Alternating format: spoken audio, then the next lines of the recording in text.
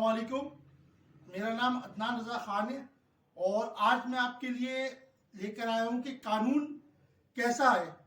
एक छोटी सी वीडियो बनाई है मैंने और आपको पता है कि एक मुल्क में गरीब के साथ अलग कानून है और अमीर के साथ अलग कानून है।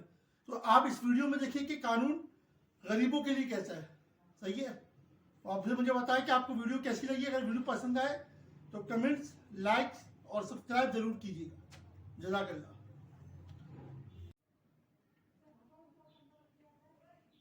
कानून अंधा है।